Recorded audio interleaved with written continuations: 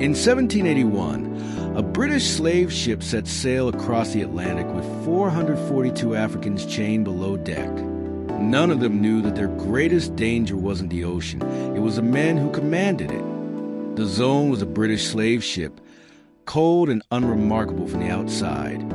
Yet within it held a storm of suffering. It departed from the coast of Ghana, crammed with over 440 enslaved Africans, more than twice the ship's safe capacity. Below deck, humanity disappeared. Chains rattled in the darkness. Bodies pressed together, starving for air and water. The stench of sweat, blood, and waste filled the air until it became poison. Among them was Kwame, a young warrior from the Ashanti region, once proud and strong. He had seen his village burned and his family torn apart by slave traders. Now, stripped of freedom and dignity, he stared into the void of the Atlantic, whispering silent prayers to gods he feared could no longer hear him. Weeks passed. Disease spread like wildfire, dysentery, fever, thirst. Every morning, sailors would open the hatches and drag lifeless bodies onto the deck, tossing them into the sea without a second glance. Captain Luke Collingwood, once a surgeon, was now a man consumed by greed and sickness. He had overloaded the Zone, gambling on profit. But as more slaves died, panic struck the crew. The ship was running out of drinking water. Collingwood made a chilling decision that would stain history forever. He ordered the crew to throw 54 men, 39 women, and 10 children overboard, alive. The reasoning was simple, yet monstrous. If the enslaved died of natural causes, the owners would lose money. But if they perished at sea due to emergency necessity, they could claim insurance for lost cargo. So, one by one, the living were dragged from below deck, chained together, and flung into the dark Atlantic. Their cries pierced the night, screams that blended with crashing waves and the cruel laughter of men blinded by greed. Kwame was among those waiting in the hold, listening. He could not see the ocean, but he could hear it calling, their final resting place. When his turn came, he looked up at the sky and whispered, "Tell my story." Then silence. Days later, rain began to fall, the very water the crew claimed they lacked. Enough to fill their barrels, enough to save every life. But it was too late. The sea had already swallowed the innocent. When the Zong finally reached Jamaica, it carried death in its wake. The owners filed an insurance claim, not for human lives, but for lost cargo. The company refused to pay, calling the act unnecessary murder. The dispute went to court, but in London, the trial wasn't about murder. It was about money.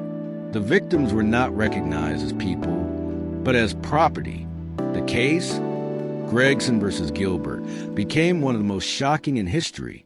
Lawyers argued over compensation, while the cries of the drowned went unheard. Then came Granville Sharp, one of the earliest abolitionists. When he heard what had happened aboard the Zone, he was horrified. He vowed that this atrocity would not be buried beneath the law. He began to fight, not just for justice, but to awaken a nation's conscience. The world was about to confront the darkest truth behind its wealth. The sea had claimed hundreds of souls, but their story had just begun. As Granville Sharp prepared for battle in the courts of London, whispers spread across Britain. Would justice finally speak for the dead, or would profit drown their voices once again? Hundreds were thrown to their deaths, and yet, in London's grand courts, their lives were reduced in numbers on a page. What happens when justice itself becomes another chain? Hundreds were murdered at sea, but when their story reached London, the courts didn't call it murder. They called it business. This is how justice turned its back on the dead. London, 1783. The chill of winter swept through the cobblestone streets as the British Empire stood tall, its wealth glimmering from sugar, cotton, and human lives. When Granville Sharp, a quiet yet unyielding abolitionist, first read the reports of the Zong Massacre, his hands trembled. 132 Africans, men, women, and children, thrown into the Atlantic Ocean, not for rebellion or disease, but for profit. The ship owners demanded payment from their insurance company, claiming that their cargo had been lost to the safety of the ship. Sharp refused to accept this. He saw it for what it was, mass murder in the name of greed. He began collecting testimonies from surviving sailors, searching for every piece of truth buried under lies. Among the documents, he found one that chilled his blood. The slaves were thrown overboard for the preservation of the remainder. That single line, cold and deliberate, echoed in his mind for nights. He knew he had to act. When the case, Gregson versus Gilbert, reached the King's Bench Court, the courtroom was packed. Merchants, insurers, abolitionists, and politicians filled the benches, some curious, others afraid. At the center stood Lord Chief Justice Mansfield, an old man with a history of cautious rulings. He had once declared that a slave who set foot on English soil could not be forced back into bondage. But that was years ago. Now, the weight of empire pressed on his conscience like a chain. The shipowner's lawyer rose first. His voice was calm, polished. He spoke of losses, not lives, of necessity, not cruelty. He told the court that it was impossible to preserve both ship and slaves. The audience listened in silence. No one wept. No one gasped. The word slaves rolled from their tongues like numbers, soulless, weightless, convenient. Then Granville Sharp stood. His voice shook at first, but his conviction burned through the cold air. These were not beasts, he cried. They were fathers, mothers, children, cast into the sea for the sake of gold. And now we debate the price of their murder. His words struck like thunder. Some lowered their heads. Others sneered. But Mansfield's eyes gave nothing away. When the ruling finally came, the air grew still. The court declared the killings lawful because it said the slaves were property and the decision was commercially reasonable. It wasn't a trial of conscience. It was an insurance claim, and the law had chosen to defend the price of flesh over the worth of life. Granville Sharp walked out of the courtroom. That day, a changed man. He had lost a case, but gained a cause. He began writing pamphlets, printing leaflets, and sharing the story of Zong in every corner of London. He described the screams, the chains, the waves that swallowed the innocent. His words ignited something the empire could not contain, a fire of reckoning. Soon, whispers turned into outrage. In pubs, churches, and parlors, people began to ask, how could a Christian nation prosper from such horror? The slave trade, once invisible, was being dragged into the light. Sharp was joined by others, young, passionate reformers like Thomas Clarkson, William Wilberforce, and Olaudah Equiano, a freed African who carried the memories of the Middle Passage in his own bones. Together, they formed the first sparks of a movement that would one day tear down an empire's greatest evil. But not everyone rejoiced. The merchants of Liverpool and Bristol, the ones who grew rich from human misery, saw Sharp as a threat. Letters of warning began to arrive. One night, as Sharp walked home through a fog-drenched alley, he found a piece of paper nailed to his door. It read, "Stay silent, or join the drowned." He stood there, the paper trembling in his hand. Outside, the wind howled like the voices of the Zong's victims, reminding him of why he could never stop. Granville Sharp had awakened something greater than himself, a battle for the soul of a nation. But in the shadows of the docks, new ships were being prepared, and deep across the Atlantic, enslaved men and women began to whisper rebellion.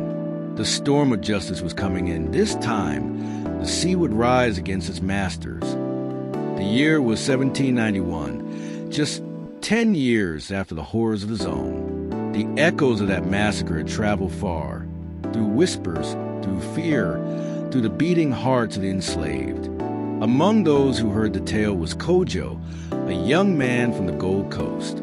He had been captured by raiders, shackled, and sold to British traders. Now, aboard a slave ship bound for Jamaica, he felt the sting of salt air against his wounds and the burning memory of home. Below deck, the hold was dark and suffocating. The cries of the chained filled the air, mingled with prayers to gods the sailors would never understand.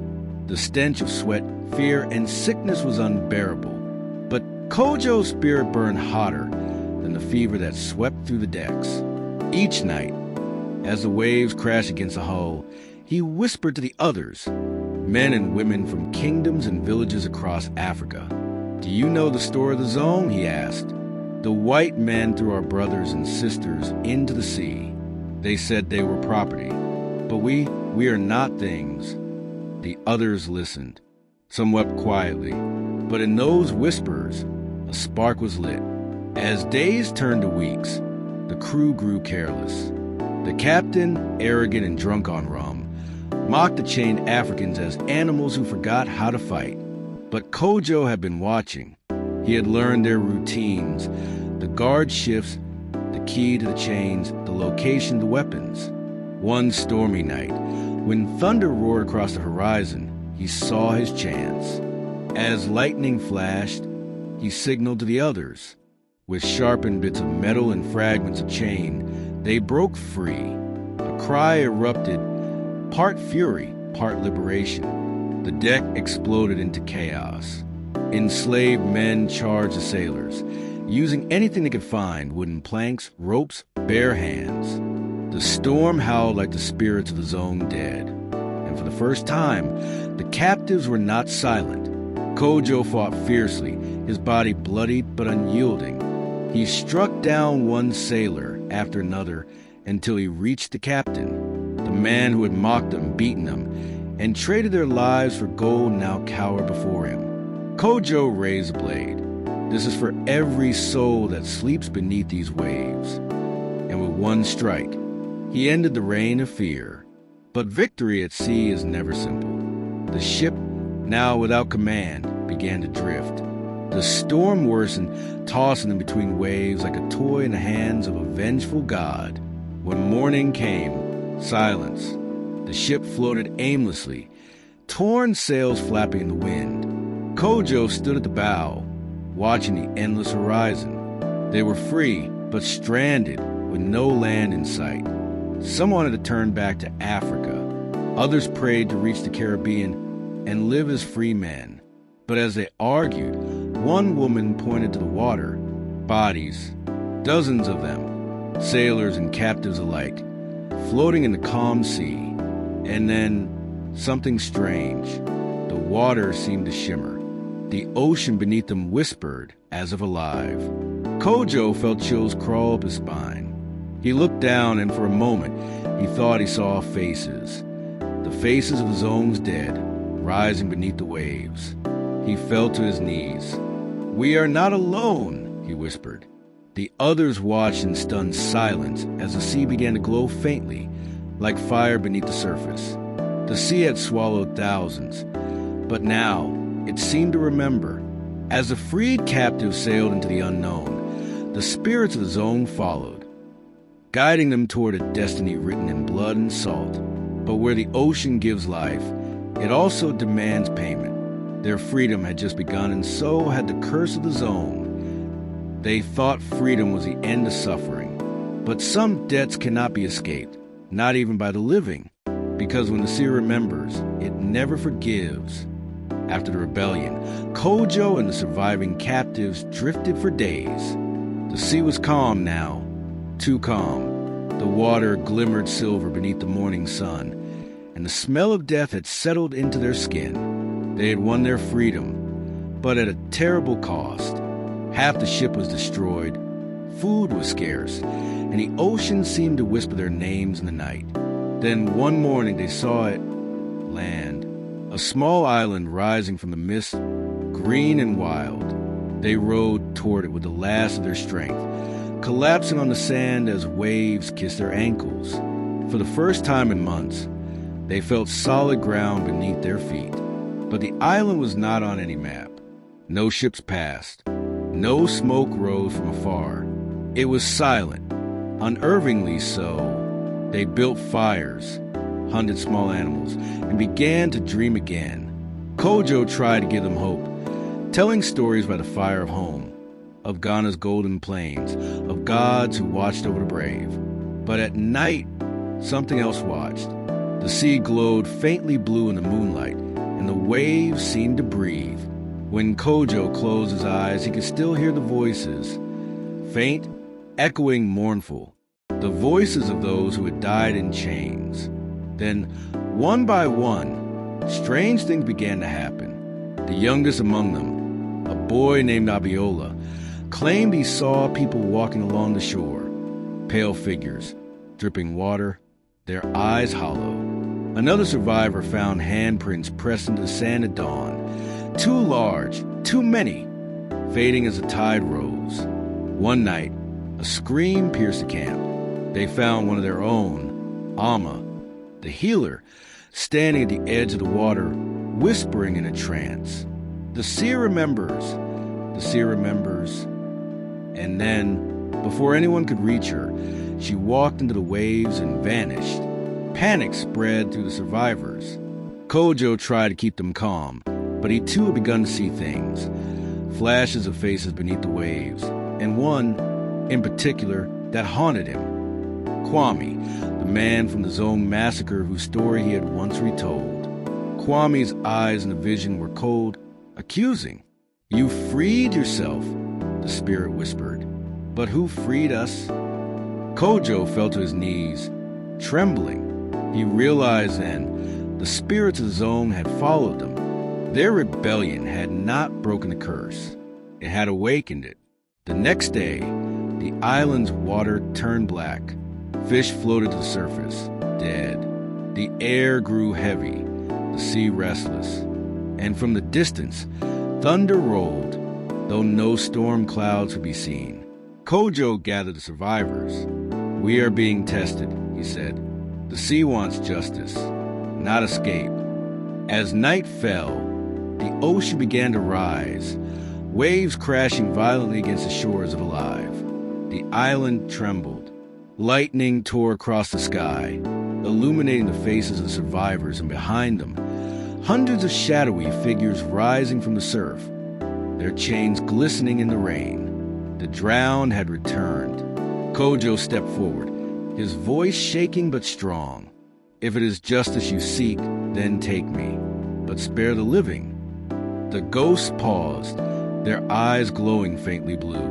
And then one stepped forward, Kwame. He spoke without sound. "The living cannot outrun the blood that bought their freedom. The story is not finished." And in that moment, Kojo understood their fight wasn't just for survival. It was to make the world remember what the sea refused to forget. As dawn broke, the storm vanished, but Kojo and half the survivors were gone, leaving only footprints leading into the waves. The few who remained swore they still heard whispers in the tide. And months later, when a passing ship found the island, they found carvings in the rocks. The sea remembers. But the question still lingered. Was Kojo claimed by the dead, or did he become one of them? They thought the ocean had taken everything. But years later, the sea came back, not for revenge, but for truth. Jamaica, 1804. The island was alive with whispers of war and revolution. News of Haiti's freedom had shaken the Caribbean, and with it came rumors that something haunted the seas. Fishermen spoke of a ship that appeared only in the mist. Its sails torn, its deck empty, but its chains still clinking in the wind. They called the Zong's ghost. Every sailor who saw it swore they heard voices, chanting, weeping, sometimes even calling their names. Many laughed at the tales. Others crossed themselves and refused to sail those waters after nightfall. Among those who believed was Elias Shaw, a mixed-race sailor born to an enslaved mother and a white father. He had grown up hearing his mother's stories. Stories of a ship where men were thrown to the sea for profit. Stories of Kojo, warrior who defied death itself. But one night, as Elias's ship passed near a stretch of ocean feared by captains, the wind changed. The sea grew unnaturally calm, and then they saw it, a ghostly silhouette rising through the mist, black sails against the pale moon. The crew froze as the chains on their own deck began to rattle, though no one touched them. The captain barked orders, but his voice trembled, and then Elias heard it, a whisper carried by the wind. The sea remembers. Lightning flashed, and for a moment, Elias saw a figure standing on the phantom ship's deck.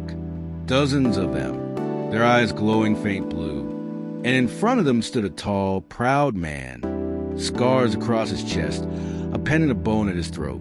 It was Kojo. Elias fell to his knees, his heart pounding. The spirit ship drew closer, its reflection shimmering like silver across the water. But instead of dread, Elias felt peace. Kojo raised his hand slowly. The sea rippled, and the ghostly forms behind him seemed to merge with the waves. Then, as suddenly as it came, the phantom ship began to fade, dissolving into mist, into foam, into silence. Only one sound remained, the echo of chains sinking deep beneath the surface. The next morning, the ocean was calm. No sign of the ghost ship, but when Elias looked over the side, he saw something glimmering below. Hundreds of chains, lying still at the bottom, like graves finally at rest. He returned to shore, chained forever. And when he told others what he saw, few believed him, but he knew what it meant. The curse of the zone was over, not because vengeance was taken, but because truth had finally been heard. Years later, Elias helped former slaves write down their stories. The real stories erased by time and empire. Among those pages, he wrote one line that would live forever. Freedom is not given by man. It is reclaimed by the memory of those who never stopped fighting for it. Centuries have passed since the zone vanished beneath the waves. But sometimes, on quiet nights, sailors still claim to hear faint singing far out at sea, voices carried by the wind. And if you listen closely, you'll hear them say, "We are not forgotten. We are the tide, and the sea remembers."